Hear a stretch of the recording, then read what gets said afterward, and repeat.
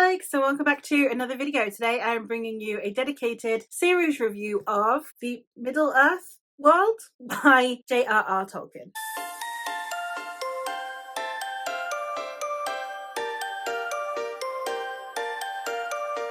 Hey Bookaholics, today we're going to be talking about the granddaddy of epic fantasy and the founding father of my favourite genre. For those of you who are coming here for me to be more critical of this, I mean, I know that I am normally someone who is quite open about my criticisms of series, and I do try and keep it quite level, but it's like, you may not like these things if you read this. Do bear that in mind. I feel like this is a series that has been talked about a lot, and at this point I don't know how much information I could give you in regards to if you don't like these things, you won't like it. So I will quickly go through the potential. Yeah, I don't think this will be for you. It's not going to be a I have heavy criticisms kind of video, because these are quite a comfort series for me, and it's not one that I go in quite critically or analytically. So before we start, I'm going to talk about the books that are in the series. So the first one that we have is The Hobbit, which is a children's story that basically centers around a hobbit named Bilbo Baggins, who is elicited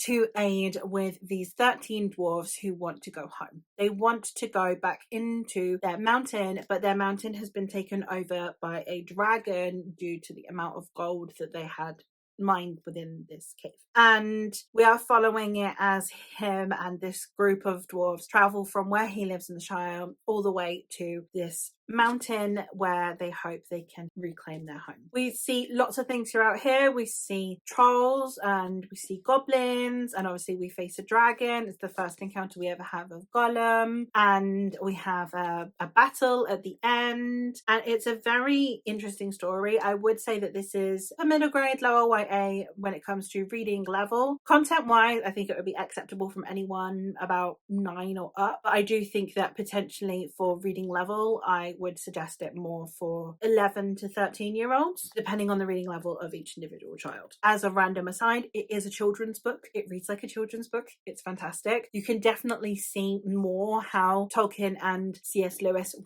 friends, because I can understand if you liked Narnia, you would like this. Fantastical, really immersive. It's arguably got some of the better world building I have seen in middle grade, which obviously it's Tolkien, and I think that it has a really fascinating approach to adventuring that isn't super action packed all of the time, but at the same time you are constantly moving to keep the interest of the younger audiences that it was aimed at. And then we have the big unit. I have a bind up of all 3 or all 6, depending on how you look at it. But this is The Lord of the Rings, which you can consider 1 book, 3 books, or 6 books, depending on how you look at it. If you're going to look at it in the way that it was originally intended to be, then it is 1 book that is called The Lord of the Rings. If you are going at it by the way the publishers deemed it, then it is 3 books, which is The Fellowship of the Ring, The Two Towers, and The Return of the King. Or if you're looking at it in the way that it is segmented, then there are 6 books in total, with each of the individual books being split in 2. This story is one in which we are following Frodo Baggins, who has to leave his comfortable and quiet home in the Shire because he needs to go take let's call it a cursed ring to be destroyed, and the only place it can be destroyed is in Mount Doom, in the enemy kingdom of Mordor. And we are following Frodo and this group of people who have sworn to aid Frodo, because if he doesn't destroy this ring, it seeks to wreak havoc for the whole world. So you have therefore 2 men, an elf, a dwarf, a wizard, and then we also have Frodo's friends, who are 3 other hobbits like Frodo, all setting out together on a quest to go and destroy this ring. I love the way that this story is set up, because it is so quintessential to the genre now. This group of people, this group of individual people who to an extent have different motivations, all joining together to see a general peaceful resolution to something in their world. And I think so much of this book, so much to do with this series, is to do with Tolkien's personal preferences for the world. It's his view on how the world should behave. So while today we have so many stories about how people do behave, we have gritty books about awful people, poor unfortunate souls dragged into horrific situations, this is how Tolkien believes that the world should be, including Boromir. I will get to Boromir, but including Boromir.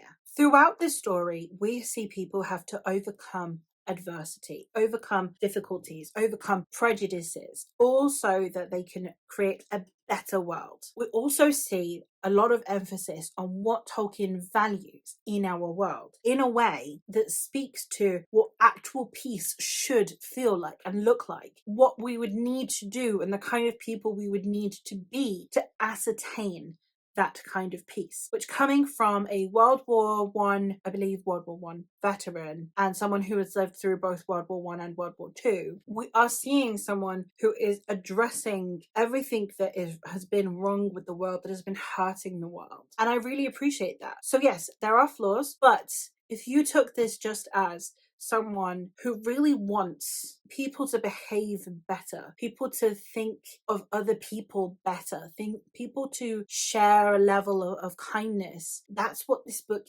is. And yes, it's flawed, but it's a good message that it's putting out. It's flawed in many ways. It is flawed in the terms of representation, and I'm not taking that away. I'm really not. Very few women, like this whole series does not pass the Bechdel test. You have 3 women throughout the whole series, and they don't interact with each other at all. So in terms of representation, it's not aged well. And that's an okay conversation to have. I think it's an important conversation to have. I am not the right person to have those conversations. Yes, I can talk to the representation of women. I think there should be more, but that's it. I'm not the right person to have the conversation around representation. And there are other people who are more eloquent who have done a better job. The other thing to be said for this series that I understand will not be for you, if one, you don't like dense writing, if you don't like the classic fantasy idea of talking for hours and hours about descriptions, about small details, I understand that this series would then not be for you. I don't think it's as bad as everyone says it is. I don't think it's unnecessarily dense. I just think that it is very indulgent in what he decides to put in here. But I understand that this is not for you. If you're not into classic fantasy, that's fine. Talking about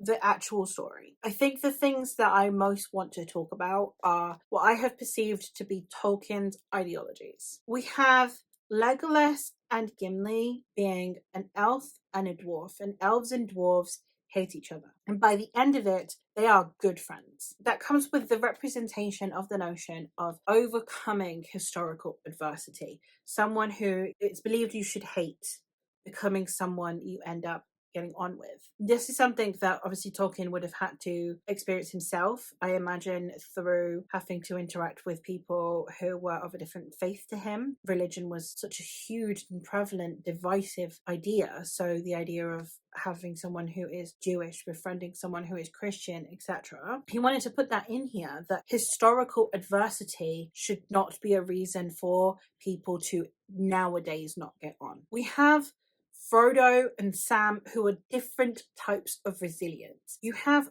Frodo, who is resilient to the evil that is the ring.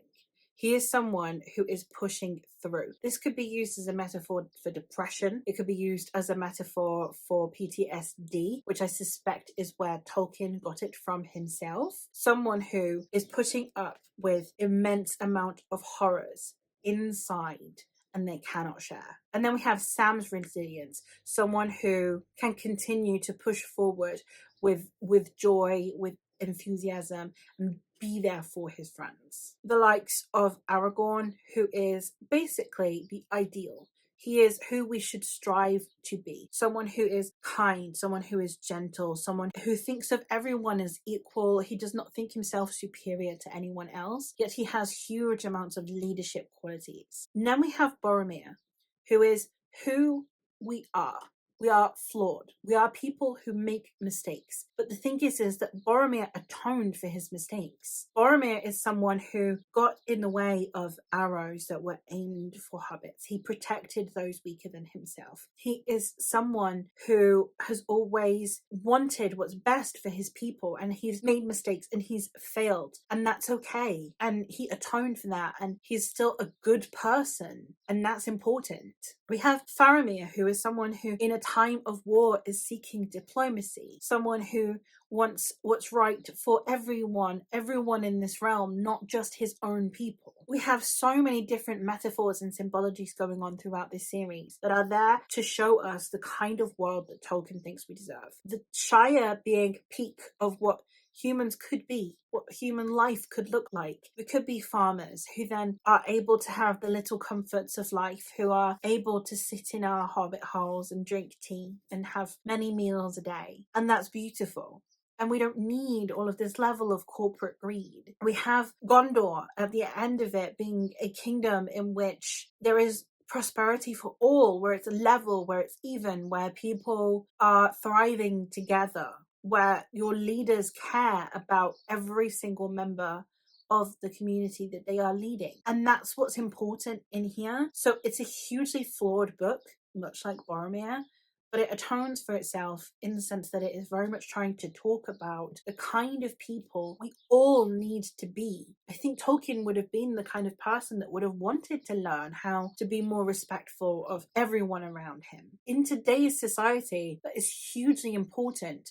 The way that we should all be looking at how we can all benefit from a better life, from a better existence on this one tiny habitable planet that we have. And I liked that. You know, we have burning and fire and war and industrialism as this enemy, this soul destroying, soul breaking, malevolent force that you have as the depiction of evil. And that's important. It's important that we understand our lives don't have to be like this. I think that he was trying to put forth a dream for humanity through this fantasy. And that's how I read these books. So yes, they are flawed.